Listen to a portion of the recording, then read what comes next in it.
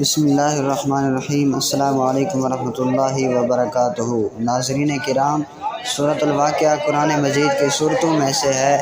اس صورت کا بنیادی موضوع قیامت، آخرت کی جزا و سزا اور انسانی اعمال کے انجام کی تصویر کشی ہے۔ اسلامی تعلیمات میں سورۃ الواقعہ کو ایک خاص مقام حاصل ہے۔ احادیث مبارکہ میں اس صورت کی فضیلت اور برکتوں کا تذکرہ آیا ہے، خاص طور پر مالی فقر و فاقہ سے بچاؤ کے حوالے سے۔ مغرب کے بعد سورۃ الواقعہ کی تلاوت کی روایت اس پس منظر میں سمجھ آتی ہے۔ نبی کریم صلی اللہ علیہ وسلم سے متعدد احادیث منقول ہیں جن میں فرمایا گیا کہ سورۃ الواقعہ کی تلاوت انسان کو فقر و محتاجی سے بچاتی ہے۔ بعض روایت میں حضرت عبداللہ بن مسعود رضی اللہ تعالیٰ عنہ کا واقعہ ملتا ہے کہ جب ان کی وفات کا وقت قریب آیا تو خلیفہ وقت نے ان کے لیے بیت المال سے امداد بھجوانا چاہی تو انہوں نے انکار کرتے ہوئے فرمایا کہ میں نے نبی کریم صلی اللہ علیہ وسلم سے سنا ہے کہ جس نے ہر رات سورۃ الواقعہ کی تلاوت کی، اللہ تعالیٰ اسے کبھی محتاج نہیں کرے گا۔ یہی وجہ ہے کہ مسلمانوں میں مغرب کے بعد یا عشاء کے بعد سورۃ الواقعہ پڑھنے کا معمول رائج ہو گیا۔ مغرب کے وقت دن اپنے اختتام کو پہنچتا ہے، رات کی ابتدائی ساعتیں ہوتی ہیں۔ یہ وقت انسان کے دن بھر کے اعمال پر غور کرنے اور اللہ کے حضور جھکنے کا بہترین لمحہ ہوتا ہے۔ سورۃ الواقعہ کی تلاوت ان لمحات میں انسان کے دل میں آخرت کا خوف پیدا کرتی ہے اور اللہ کی نعمتوں کی قدر کا جذبہ پیدا کرتی ہے۔ یہ سورت انسان کو یاد دلاتی ہے کہ مال و دولت فانی ہے اور اصل کامیابی اللہ کی رضا اور آخرت کی نجات ہے۔ جب انسان دن بھر کی مشغولیت کے بعد مغرب کی نماز ادا کرتا ہے اور پھر سورۃ الواقعہ کی تلاوت کرتا ہے تو اس کا دل دنیا کی فانی چیزوں سے ہٹ کر اللہ کی طرف متوجہ ہو جاتا ہے۔ سورۃ الواقعہ میں بڑے ہی دل نشین انداز میں قیامت کے مناظر بیان کیے گئے ہیں۔ سورت کے آغاز میں فرمایا گیا کہ جب قیامت واقع ہوگی تو کسی کے جھٹلانے کی گنجائش نہیں ہوگی۔ اس دن انسان 3 گروہوں میں تقسیم ہو جائیں گے، ایک دائیں طرف والے جو کامیاب ہوں گے، دوسرے بائیں طرف والے جو بدبخت ہوں گے اور تیسرے سابقین جو اللہ کے مقرب بندے ہوں گے۔ ان تفصیلات سے انسان کے اندر ایک رغبت پیدا ہوتی ہے کہ وہ بھی کامیاب لوگوں میں شامل ہو اور ناکامی اور بدبختی سے بچے۔ مغرب کے بعد اس سورت کی تلاوت انسان کے دل پر ان مضامین کو تازہ کر دیتی ہے اور اس کی اصلاح احوال کے ذریعے بنتی ہے۔ مالی فقر و فاقہ سے بچنے کی جو خاص فضیلت سورۃ الواقعہ کے بارے میں احادیث میں آئی ہے کہ وہ دراصل ایک بڑی حکمت کی طرف اشارہ کرتی ہے۔ فقر و محتاجی صرف مالی تنگی نہیں بلکہ روحانی اور قلبی کمزوری کی علامت بھی ہو سکتی ہے۔ جب انسان اللہ پر بھروسہ کرتے ہوئے سورۃ الواقعہ کی تلاوت کرتا ہے تو اللہ تعالیٰ اس کے رزق میں برکت عطا فرماتا ہے، اس کے دل میں قناعت پیدا ہوتی ہے، اس کی محنت میں برکت ہوتی ہے اور اس پر تنگ دستی کے دروازے بند ہو جاتے ہیں۔ مغرب کے بعد کا وقت یوں بھی دعاؤں کی قبولیت کا وقت ہے اور جب اس وقت میں سورۃ الواقعہ جیسی پرمعانی صورت پڑھی جائے تو اللہ کی رحمتوں کے دروازے کھلنے کی امید بڑھ جاتی ہے۔ سورۃ الواقعہ کے مضامین میں یہ بھی شامل ہے کہ دنیا کی نعمتیں اور آسائشیں وقتی ہیں۔ آج انسان مال و دولت پر فخر کرتا ہے مگر قیامت کے دن یہ سب بیکار ہوگا، وہاں صرف ایمان، اعمال صالحہ اور اللہ کی رضا ہی کام آئے گی۔ اس حقیقت کو سامنے رکھتے ہوئے مغرب کے بعد جب انسان اپنے دن کا خاتمہ کر رہا ہوتا ہے تو سورۃ الواقعہ کی تلاوت اسے دنیا غفلت سے نکال کر آخرت کی تیاری کی طرف راغب کرتی ہے۔ یہ بھی قابل غور بات ہے کہ سورۃ الواقعہ میں رزق کی حقیقت اور اس کی اصل خالق و مالک کی پہچان کرائی گئی ہے۔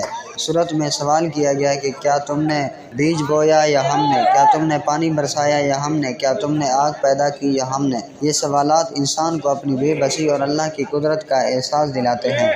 ناظرین کرام، جب بندہ مغرب کے بعد یہ آیات تلاوت کرتا ہے تو اس کے اندر اللہ پر توکل اور بھروسہ بڑھتا ہے۔ وہ سمجھتا ہے کہ اصل رزق کا دینے والا اللہ ہے اور اسے ہر حال میں اللہ کی طرف رجوع کرنا چاہیے۔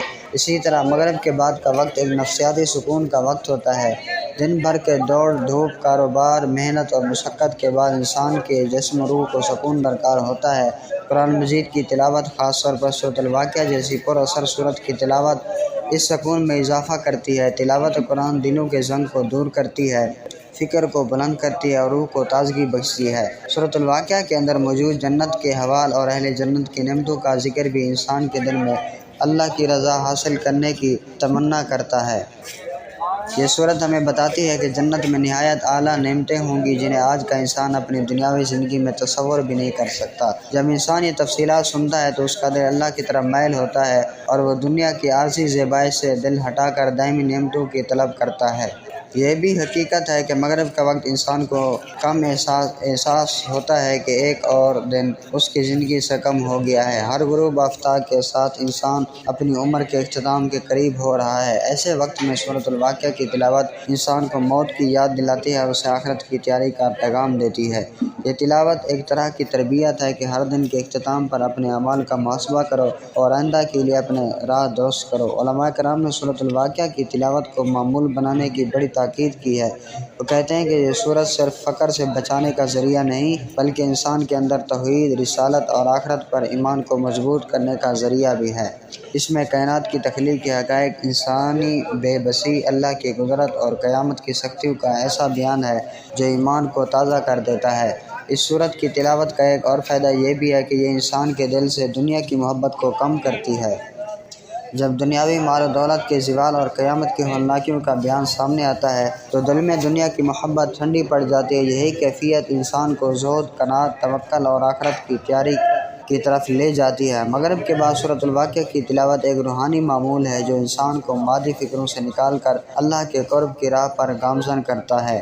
یہ عمل صرف زبانی تلاوت تک محدود نہیں رہتا بلکہ انسان کے عمل، نیت اور سوچ میں بھی تبدیلی لاتا ہے۔ مستقل مزاجی کے ساتھ اس سورت کی تلاوت کرنے والا شخص اپنی زندگی میں برکت، رزق میں کشادگی اور دل کے سکون کا مشاہدہ کرتا ہے۔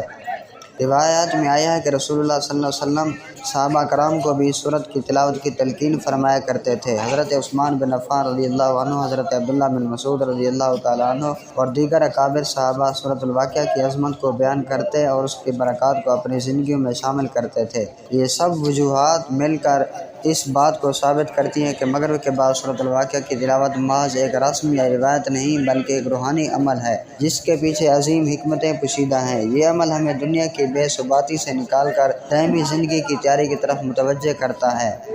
اس لیے جو شخص اپنے رزق میں برکت، اپنی روح میں سکون اور اپنے ایمان میں اضافہ چاہتا ہے اسے چاہیے کہ وہ مغرب کے بعد سورۃ الواقعہ کی تلاوت کو اپنا معمول بنائے، اخلاص کے ساتھ پڑھے، اس کے معنی پر غور کرے اور اپنی زندگی کو اللہ کی رضا کے مطابق ڈھالنے کی کوشش کرے۔ دعا ہے کہ اللہ رب العزت ہم سب کو قرآن و سنت پر عمل کرنے کی توفیق عطا فرمائے۔ آمین یا رب العالمین۔